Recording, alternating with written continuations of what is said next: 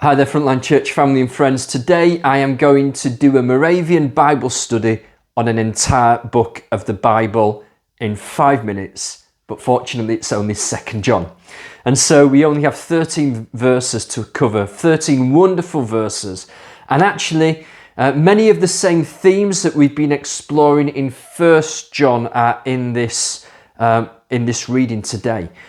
John, who calls himself the Elder, the Apostle John. He's writing about 90 AD, an old man, and in classic preacher style, it looks like John only has one sermon to preach, and it's on truth and love. That's what we see in today's reading. So John starts by personifying the church as the chosen lady.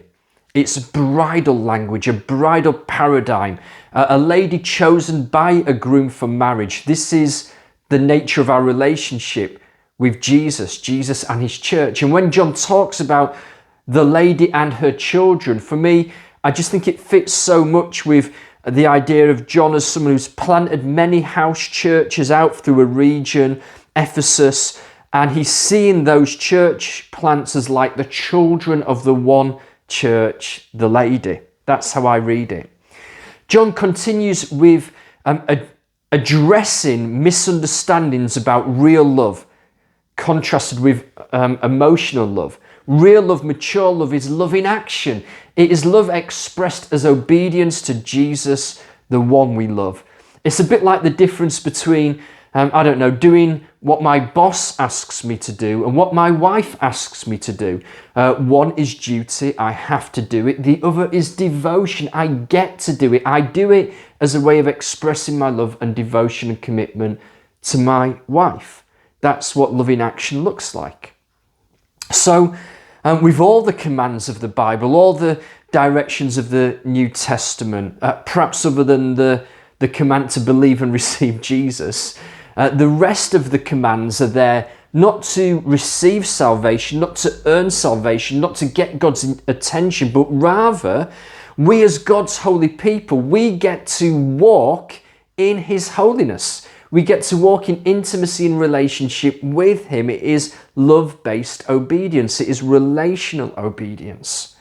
And of course, John is writing to address specific false teaching within the Christian communities that he leads, especially what we call Gnosticism and a form of Gnosticism called Doceticism, Greek-influenced thinking that just couldn't accept how a holy God could take on flesh and blood human form. So they taught that Jesus was merely some sort of spirit, but the point is, Jesus had to take on flesh and blood so that flesh and blood could be broken and poured out on the altar of the cross as a sacrifice for our sin in our place. John, well, he was there at the cross, wasn't he? He knows this. He saw it. He saw the real suffering of Jesus. He saw the anguish. He saw the cost for the free forgiveness of our sins. He knows that without it, there is no forgiveness. And so he has to call it out in his community for what it really is, that heresy. Those who deny this are deceived and antichrists, he says. Strong words. Surely we should all say nice, loving words to each other all of the time, each to their own, believe your truth and I'll believe my truth. But actually, John as a pastor knows that the most loving thing that he can do is to keep the people in his community centered on that truth, on what happened on the cross. Finally, verse 12, just a little comment on verse 12 on the written word versus a personal visit, the power and joy of being face to face.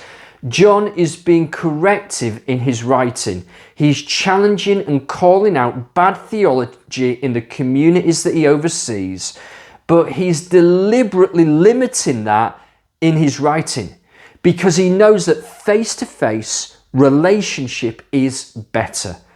Now, I don't know about you, but I try and follow that advice in all my social media use, in my Moravian Bible teachings, in my Sunday preaching.